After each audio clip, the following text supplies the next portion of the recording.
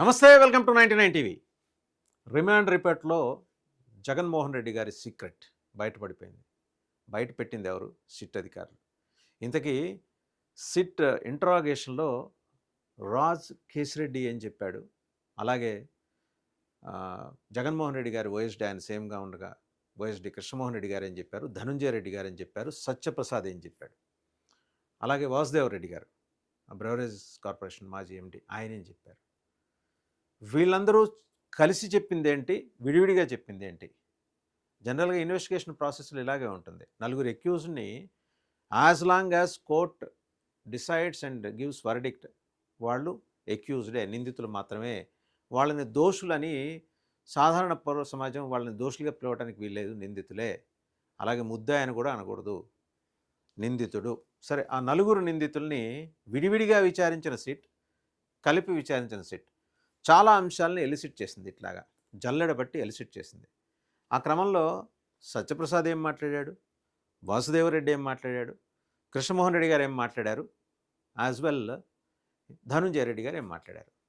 వాళ్ళైతే జగన్మోహన్ రెడ్డి గారి ఆంతరంగికులు కంప్లీట్గా. అసలు రాజ్ కేశిరెడ్డి ప్రస్థానం ఎక్కడ మొదలైంది? ఆయన ఎవరి డిస్టిలరీని కబ్జా చేసి అంచెలంచెలుగా ఎదిగి గవర్నమెంట్కి అడ్వైజర్ అయ్యాడు?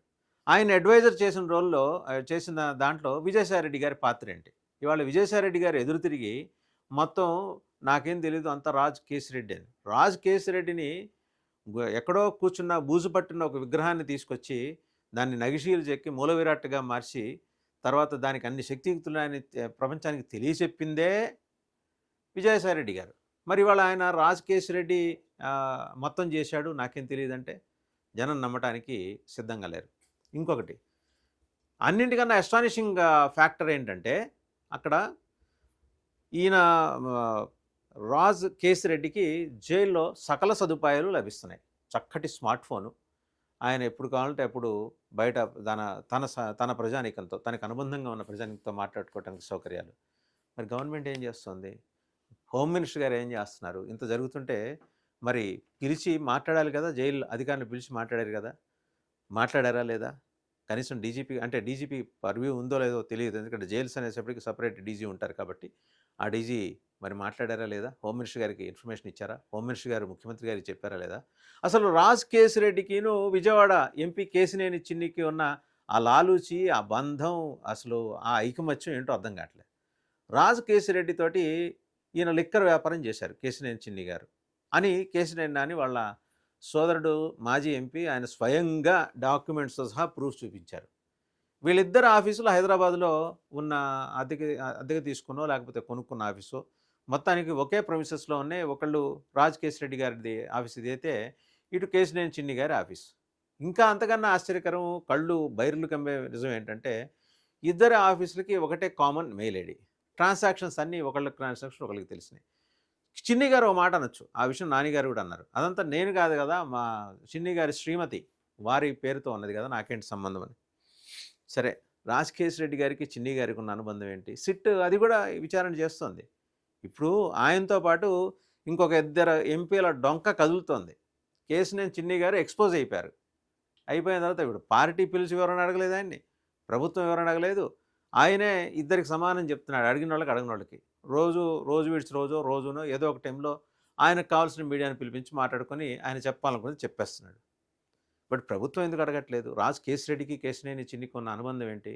కేశినేని నాని అడిగాడని కాదు, మీకేంటి అనుబంధం? మీ ఇద్దరు ఎందుకు అసలు ఈయన లిక్కర్ వ్యాపారంలో చిన్ని గారు ఎందుకు పెట్టుబడులు పెట్టాల్సి వచ్చింది? అవి మనీ ఎక్కడ రొటేట్ అవుతుంది?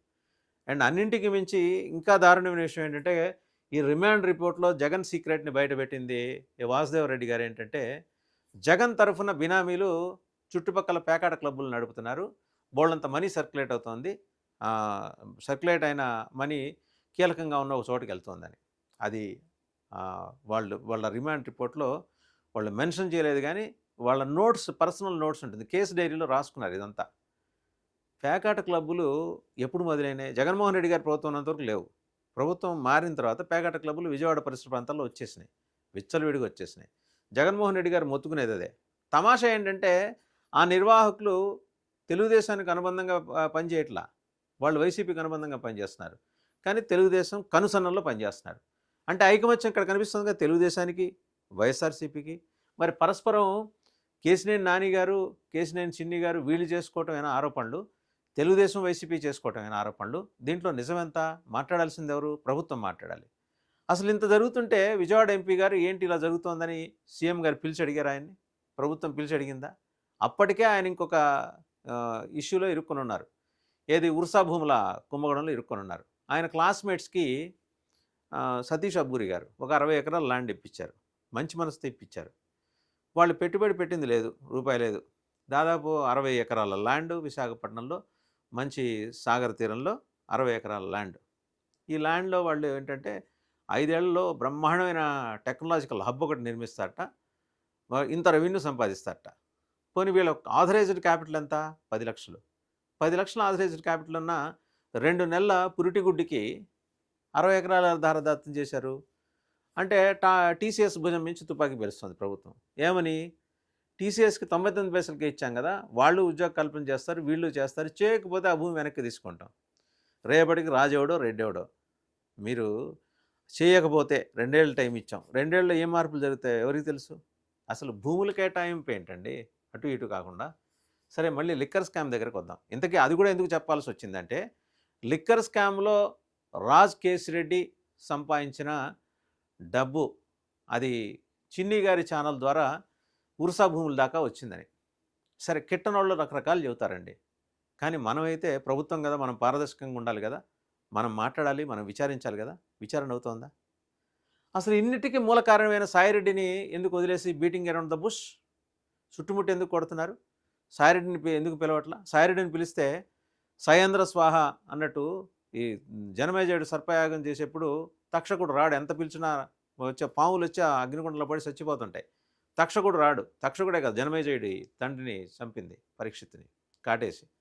తీరా చూసి యజ్ఞం చేసే యాజు అండ్ మహర్షి దివ్యదృష్టితో చూస్తే తక్షకుడు వాడు సర్పం కాబట్టి ఇంద్రుడి సింహాసనాన్ని చుట్టుకొని ఉంటాడు.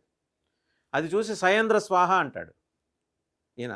అప్పుడు ఆ ఇంద్రుడి సింహాసనం కూడా కదిలిపోయి ఆ తక్షకుడు పాము వాడితో సహా ఇక్కడ దాకా వస్తే వాడు దండం పెట్టి తక్షకుడు ఇంద్రుడు, అయ్యా పొరపాటు అయిపోయింది, ఇంకా యాగం ఆపేయండి అని. అది కథ, పురాణ కథ. ఇవాళ సాయిరెడ్డిని మీరు ఈ దీంట్లోకి లాగితే జగన్మోహన్ రెడ్డి వచ్చేస్తాడు. మీరు ఎందుకు లాగట్లా? ప్రభుత్వం ఎందుకు సాయిరెడ్డిని కాపాడాలని చూస్తుంది? అంటే విజయసాయిరెడ్డిని కాపాడాలని చూడటం ద్వారా జగన్మోహన్ రెడ్డి గారి ఇంట్రెస్ట్లు కూడా ప్రభుత్వం కాపాడాలని చూస్తుందా? అసలు అక్కడ దాకా వెళ్లకుండా ప్రభుత్వానికి అడ్డుపడి కంట్లో నలుసులా చెవిలో జోరీలాగా మారిన ఇంకొక ఎంపీ ఎవరు? అంటే చివరి నిమిషంలో లాయల్టీస్ స్విచ్ ఓవర్ చేసి వైసీపీ నుంచి బయటకు వచ్చి వేరే పార్టీ నుంచి ఎంపీగా గెలిచిన ఆయన ఎవరు? ఆయనకి లిక్కర్ స్కామ్కి ఉన్న సంబంధం ఏంటి? ఆయనకి వాసుదేవరెడ్డికి ఉన్న బంధుత్వం ఏంటి? This are all the questions. జనం ఇవాళ ఊరుకోవట్లేదని అడుగుతున్నారండి. సోషల్ మీడియాలో అడిగేస్తున్నారు జనం. అడిగేస్తున్నారు అసలు విషయాలు తెలుసుకోవడానికి.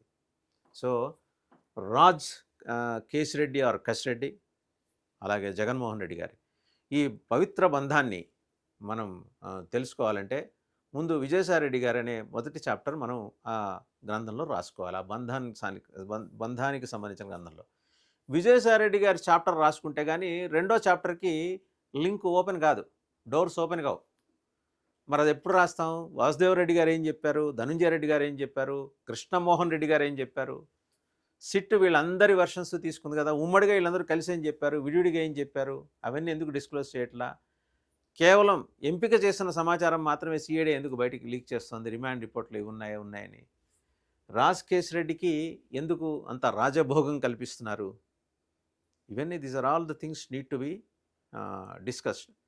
వన్స్ ఇదంతా లైట్లోకి వచ్చిన తర్వాత, వెలుగులోకి వచ్చిన తర్వాత అసలు విషయాలన్నీ బయటకు వస్తాయి. విజయసాయిరెడ్డి గారిని చాలా కన్వీనియంట్గా పక్కన పెట్టేస్తున్నారు, అంటే అరెస్ట్ కానికుండా పెట్టేస్తున్నారు.